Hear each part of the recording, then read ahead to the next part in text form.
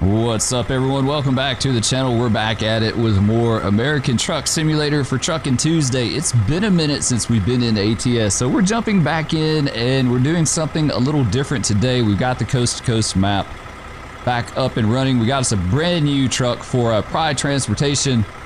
Absolutely gorgeous Freightliner Cascadia. Look, it looks absolutely amazing. I love this truck. It looks so sleek in the dark gray with the arrow kit on it and all that stuff. Anyway, we're going to start a series today that we're going to be driving cross country. We got a trip. We're going to be driving from Santa Cruz, California, all the way to where are we going to?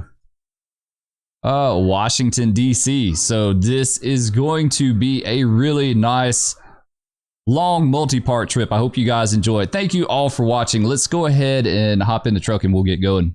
All right, we're loaded up in the truck. I think we're good to go. We got full tank of gas, half pack cigarettes. Let's see what movie reference you guys know that's from. Anyway, let's go ahead and we'll drop her in first. We'll ease on out of here and get on the road. So I'm hoping to at least make it to like Arizona the first trip. We'll see. We'll see how that goes. Traffic is crazy here. There are no traffic mods. I've run traffic mods before and it seemed to kind of mess with my performance a little bit. I saw some issues, so I'm not running any traffic mods right now. Man, we're never going to get out. Like, we're never going to get out right here. This is going to be bad. Hear that right there. Oh, this place is such a bad spot to get out of. At least we're going back to the left and not the right, because the right, it wouldn't happen. Like, we'd have to make a circle on the block or something like that. Come on. So we are running with 450 horses under the hood. It's an X15. Pretty nice truck. All right, I think we're good. Yeah, I think we're clear of everything. We're hauling empty pallets. Believe it or not, we're trucking empty pallets all the way across the United States because they need them so bad over there, and they don't have a means to make empty pallets on the East Coast. I guess they can only get them from the West Coast, so that's what we're doing, and it's going to be a tremendous amount of money too. I want to say it's like at least like $100,000 to take these things over there. Sweet. All right, anyway, happy Tuesday to you guys. It is Tuesday, the day before snowpocalypse for Texas, at least where I live. I think it's going to go all the way down into DFW.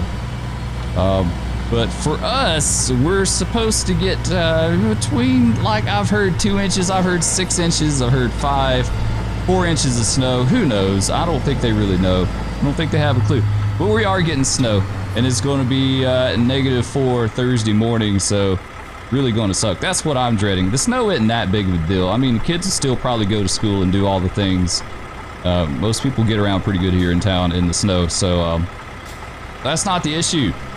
It's negative weather. I'm gonna have to go out and cut off our sprinkler system and like do all that stuff today, because I'm not really keen on fixing busted pipes. Though I have. Though I have. I've done it. I'm not above, you know, doing that, but I'd like to try to avoid it if I can. Make sure we clear that. All right, we're good.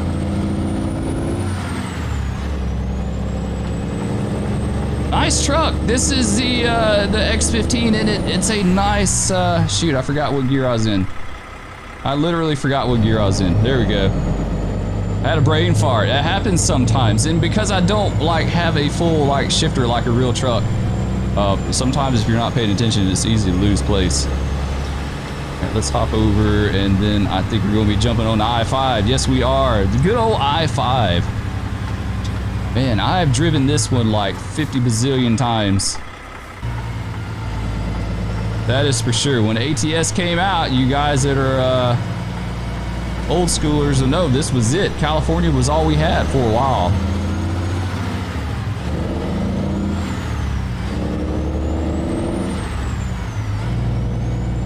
Of course, we do have the 55-mile-an-hour speed limit. That's not going to help us out. We got 2,657 miles to go in 46 hours. So we got a long ways to go. A short time to get there. We'll do it though. We're on the 101 actually. This is the 101. I was thinking this was the I-5, but it's not. It's the 101. All right, I guess we'll just hang out and eat low and cruise along here about 50, 55, something like that. So yes, the weather is going to get really crappy in Texas. We do have crappy weather in Texas, believe it or not just tornadoes and stuff like that. We do get snow. I think down around the Metroplex, they might be getting ice, which is going to be really bad because those people go crazy down there when it gets icy. It gets really bad. Who remembers seeing the video from, what was it, last year, the big pileup on the interstate down in DFW, like the truck going over, like catapulting over the median, over the retaining wall in that big wreck. I want to say there was like a lot of, or I won't say a lot, but there was a few people that were killed in that, unfortunately, but let's get slowed down here.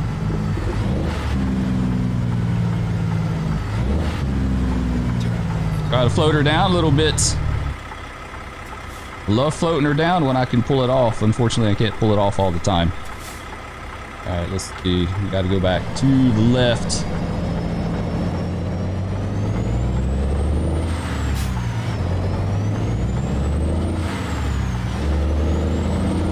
Yeah, we're just going to drive with her for a bit and go with it, and then when we get ready to stop, we'll just stop. Like I said, I'm really hoping we can make it to the Kingman at least, like somewhere around the Arizona state line, somewhere thereabouts, maybe further, we'll have to see.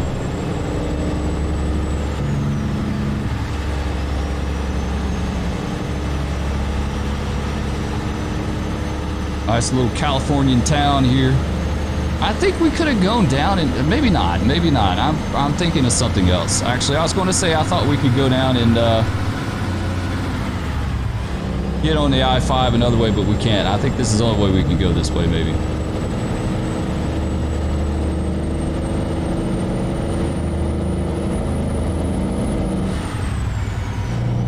There we go. Float her down that way too. I can float them like regular, you know, float it up. I can do all right, but floating them down is a little harder sometimes. Have to kind of watch it.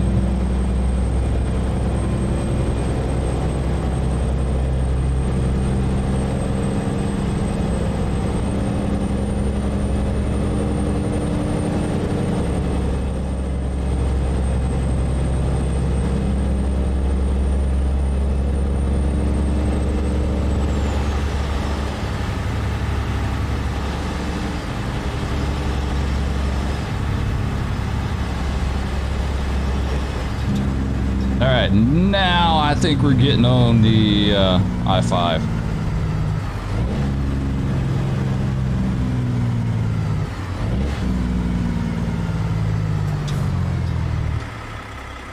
All right, there we go. Use our own around here.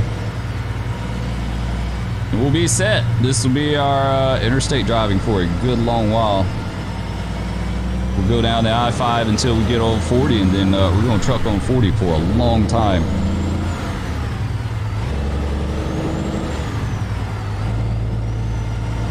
Using all that tachometer today. You have to let me over, dude. Come on, let me over. Using all of it. Use every bit of it, all the way up to 2,000. Usually I try not to. Yeah, about 15 or 16 is where I like to try to shift, but sometimes it don't work out that way, right?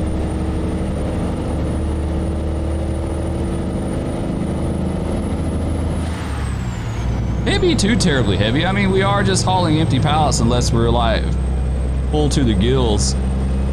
Could very well be the case. I didn't see the weight on that, so I don't ever pay attention to the weight. I don't ever.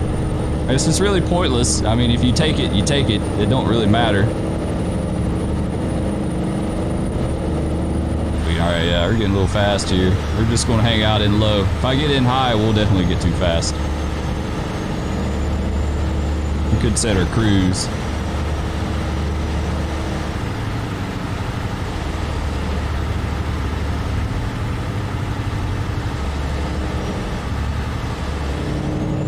There we go. power set. Sweet.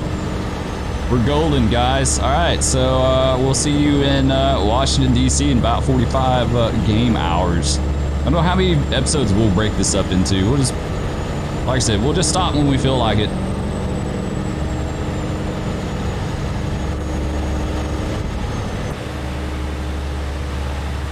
Gorgeous truck, though. Man, that thing looks sharp. I love this truck.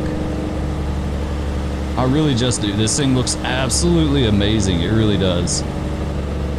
I've seen Pride. I've seen Pride on I-40. I've driven I-40 many, many times. To go visit family. It's like 1,200 miles, depending on how we go. 1,200, somewhere give or take.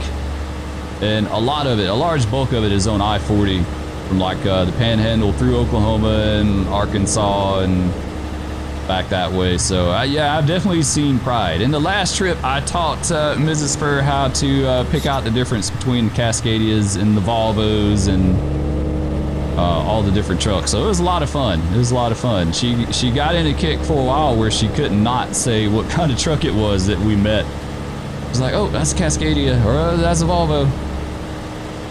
That was kind of cool. All right, looks like we're just going to be hanging out here. Pass up Mr. Sinclair. Have you guys been checking out the ATS news, the new announcement they made the other day about cotton in Texas? They're going to incorporate large expanses of cotton fields in the appropriate areas in Texas. They look really nice. It looks exactly like the Panhandle to me. In fact, I could have sworn some of those pictures out of the Panhandle. They did have some pictures of Amarillo. Amarillo was kind of like Amarillo. I'll say that. It's not, it wasn't dead on, at least from what I saw, but it's kind of close. I mean, you know what it is, and that's the main thing, is like, I've always said, you know, it doesn't have to be exact. When trying to recreate anything in gaming, it doesn't just have to be an ATS. Anything that you're trying to recreate in gaming doesn't necessarily have to be an exact one-for-one replica of it, but it needs to at least capture the feel. To me, the feel is like the biggest part of it. So it's Amarillo. I mean, there's no doubt about that. So that was cool. But I was really impressed with the cotton fields. The cotton fields look really, really nice. The crop looked good. They got all the bells, like, you know, you see the bells sitting around up here, the round bells and the regular square bells when they used to harvest it the old way. Still see that every once in a while. Only thing they need to do to add to that is have like a cotton harvester on fire out in a field, because they get so many fire call-outs. Or not just cotton, but any kind of harvester out in the field. Man, those things catch on fire all the time, it seems like. Every harvest season, there's at least like 2 or 3 of them. You know, they catch on fire. So they get all that dust on them, and the cotton, of course, the cotton dust, you know, the cotton and the cotton dust is highly flammable, but, you know, dust from wheat, all kinds of stuff, you know, it's all flammable, so get a lot of fires.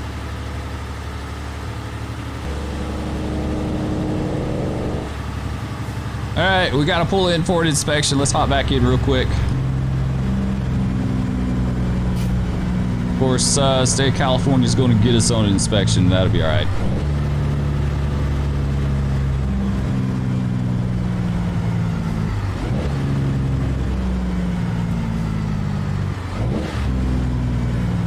There we go. That wasn't too bad. Flowed her down pretty nice on that one. I kind of get it. It's like some days you get it, or some days you just don't. You know, it's like some days you're in that groove, some days you're not. We're in the groove today. I feel it. Feel it. All right, let's stop at the scale. See what we got. Too bad these wouldn't be rolling scales. 81,318. Yeah, that's pretty decent. That's a decent load. Decent load. This Freightliner's handling it like a boss, though.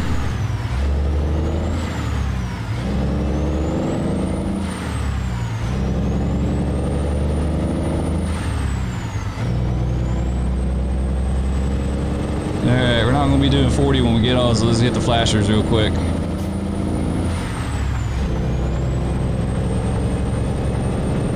There we go. Now we'll get them off. We're set. All right, we'll roll for a while now. We've got to be getting close to Barstow, maybe, hopefully.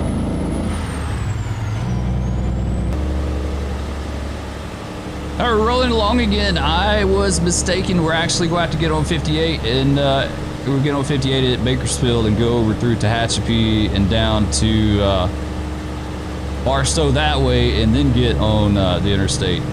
So, yeah, I was a little mistaken on that. I'm not very familiar with California, though. Never been there.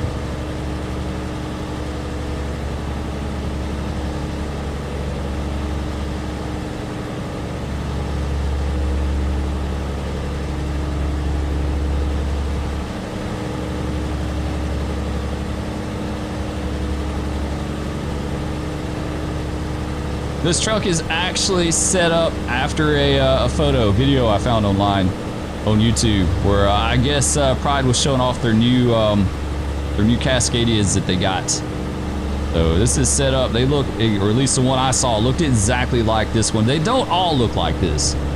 They don't all look like this, but the one particular truck I looked at was set up like this. So that's pretty cool.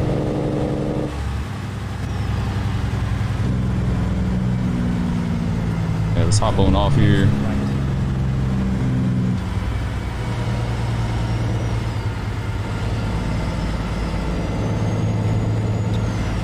Streets of Bakersfield.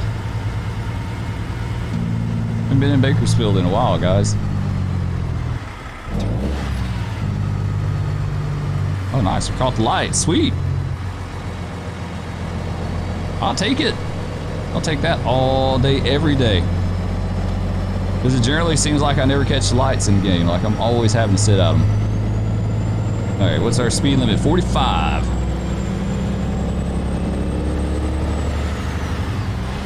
Oh, come on, get in.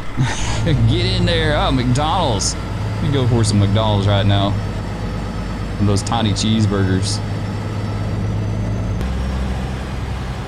Man, I haven't been on this road in ages. It has been such a long time since I've really been on the back roads of California. I haven't been in California hardly at all anyway. Like I've said many times, I was like so incredibly burned out on this state after driving it so much that I just haven't been back. And of course, you know, the scenery standards is just a little lower level than some of the new stuff, but they're working on that. They're working on that. I've seen some really nice screenshots of some of the new locations in California. They've released some updates already, kind of spruce the state up a little bit, so that's good. Looks like we're getting in Bakersfield now. We riding with Spur. Riding with Spur, just like riding with Dave. Dave's out with his girlfriend now. Out trucking together as a team. That's really cool.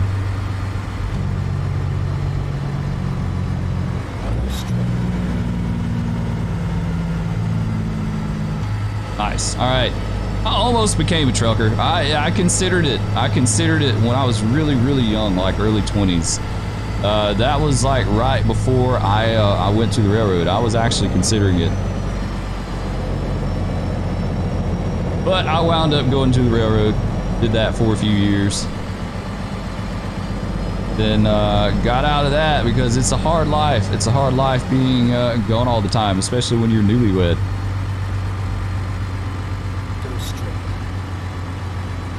And when I went to the railroad, Mrs. Spur and I had just gotten married. Like actually, I was already working for the railroad when we got married. In fact, I had to mark off sick to get married. I did. I had to mark off sick to get married. I couldn't get off. We got married fairly close to Christmas. And of course, you know, in any kind of shipping industry, that's like one of the busiest times of the year, right? Like everyone's hauling a lot of stuff for Christmas. So got married on close to Christmas, and I knew I couldn't get off, right? I knew I wouldn't be able to get off work to get married, and so I had to mark off sick, which is the thing. Oof, breaks. A thing that if you're not familiar with railroad, is a thing you used to do back in the day. If anyone wanted any kind of time off, you marked off sick. Depending on the job. Some jobs had regular off days. The pool jobs, freight pools didn't. We didn't have off days. So you just ran every day, 7 days a week. There were no off days. If the pool ran right, if it ran the way it was supposed to, you would get a bit of a layover between trips, right?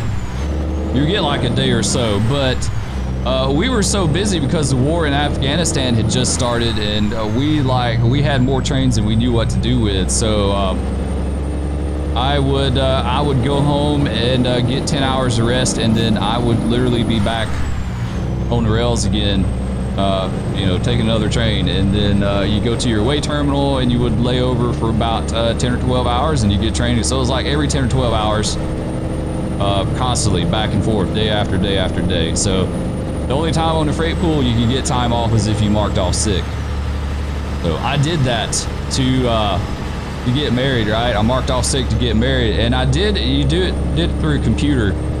I think I may have done it as family illness with an automatic. I remember I had an automatic markup. So computer was supposed to mark me back up at midnight on my wedding day. So I was supposed to go back to work at midnight on my wedding day. I was supposed to be back available, right? So I was only unavailable for like 2 days because I didn't want to get called out on a trip and not be able to make it back in time for my wedding. So I was supposed to get an automatic markup at midnight on my wedding day, and I woke up the next morning at like 8 in the morning, and they hadn't called me out, and I was like, well, damn, that's not right, because I just knew I was going out that night. And it turned out the automatic markup did not work. It didn't work, so I got in trouble. I was off without permission for about 12 hours or 9 hours or whatever. It was like 9 or 10 hours by the time I got it straightened out. So I got in trouble for that too. They didn't say anything, but I was off without permission. So it was great. It was great. The stuff you have to go through with the railroad, at least back then. We're talking like 20 years ago now. I think it's changed. Man. That grade right there, that's a little bit of a grade. It don't look like it, but damn.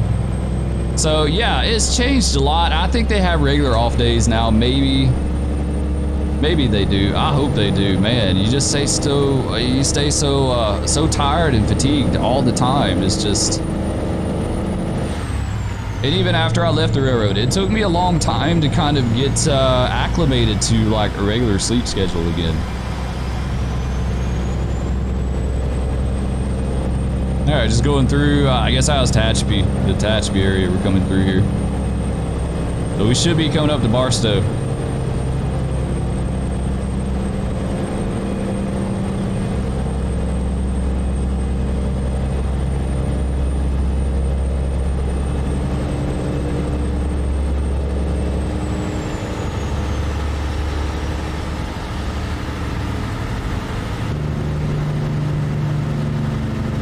And hit that Jake coming down the other side of the mountain there.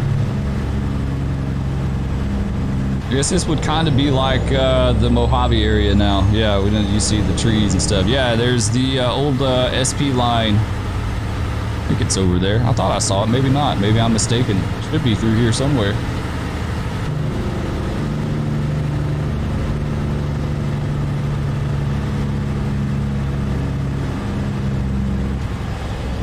I want to say this is the default sound for this engine, which isn't that bad. It sounds, if it is the default, it's one of the better ones.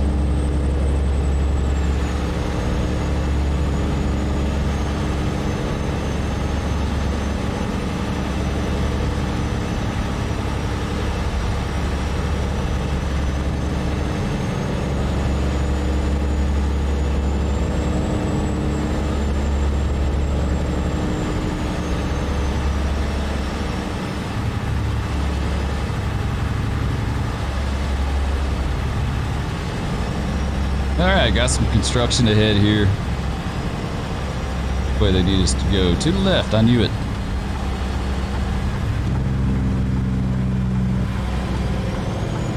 Hey, we should be good here. Should be good at 50. Why? My track R's wanting to wig out on me now for some reason. I don't know why. Get the sunlight in the room. Do some road work. Nice. That's a nice little detail. I like that. Dude out there swinging the pickaxe.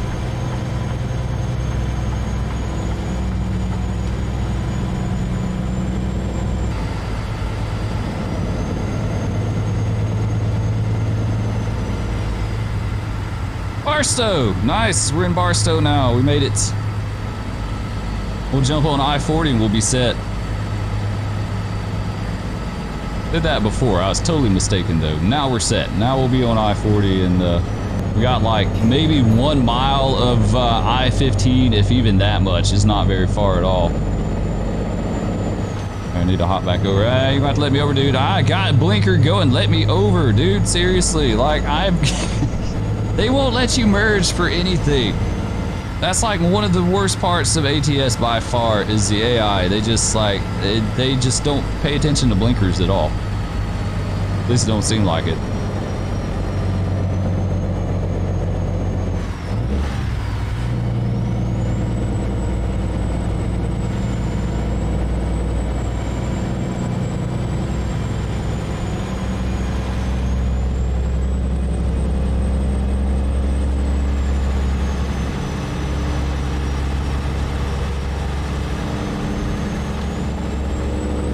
Once we get into Arizona, we'll start looking for a place to stop. We'll probably just stop on a ramp.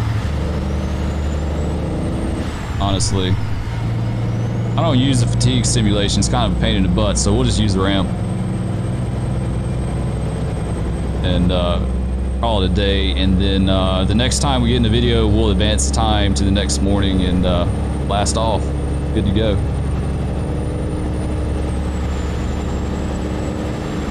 It's 7:24 p.m.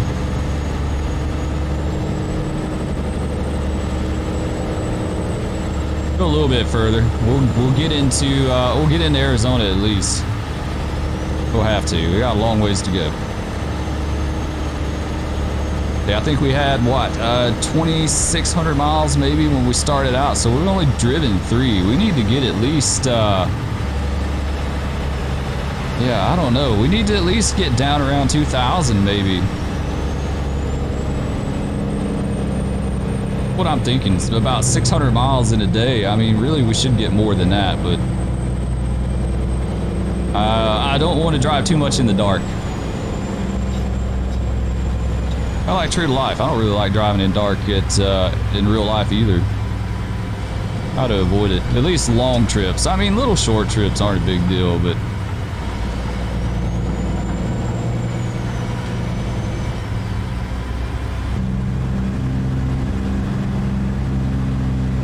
oh no, what are you doing? You people can't merge. Alright, we're just gonna hop on over. Let them sort that out.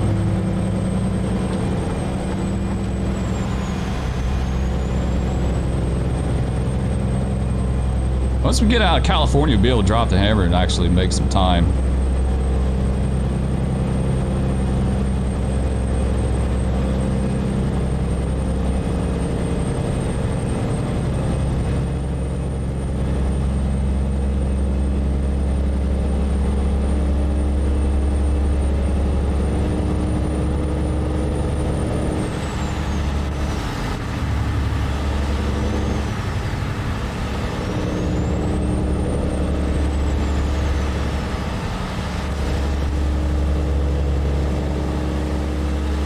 Oh, she's looking mighty nice. Look at that. Pride. I almost did Prime. Almost did Prime, and then I saw the prize scheme when I was setting the truck up. And so I hopped in Google and started researching a little bit. I was like, damn, that is a sharp, sharp truck. So that's what we did. We got the Pride. We'll take Pride all the way to DC. And then, I don't know, maybe we'll take something on the way back. Take something different.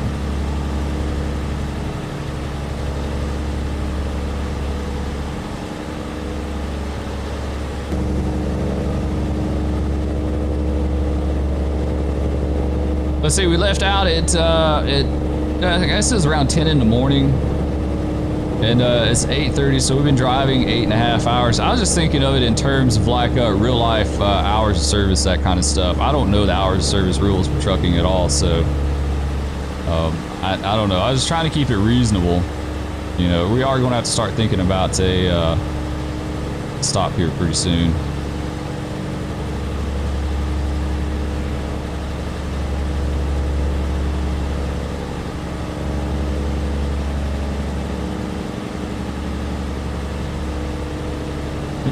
I think we got a way station coming up. I was really hoping, yeah, we got to pull in anyway. Maybe we'll just end it here. We got to pull in anyway and get weighed. This may be a good spot to do it, honestly.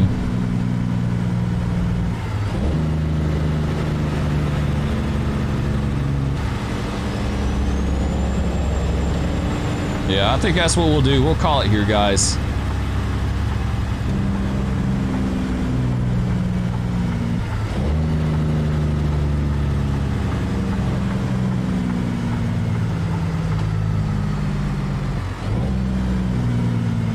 Nice. All right. They don't really have a good spot to park, though. It don't look like. Like we might could squeeze over there. I don't think that's more for cars, though. All right, let's see what we got. 81,000 still.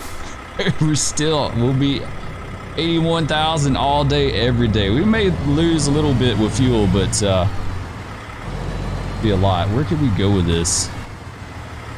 Yeah, we can go back there. We'll do that. We'll stop at the way station. We've been driving for a while, actually. We've been driving about 9 hours.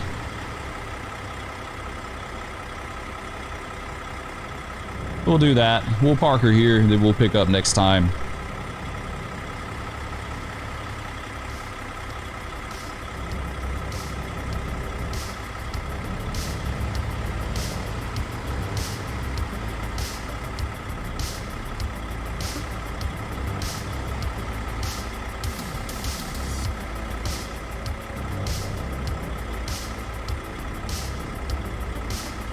This may actually be the area like where they do the road inspections and stuff.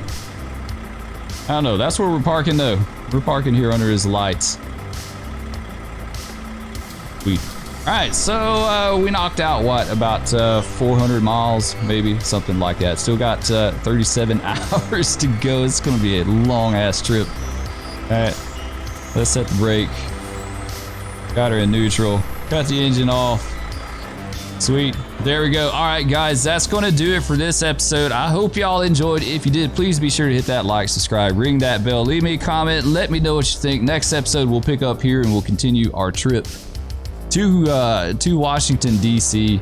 We're about 2,600 miles total. And with all that said, we'll catch you on the road next time. Peace.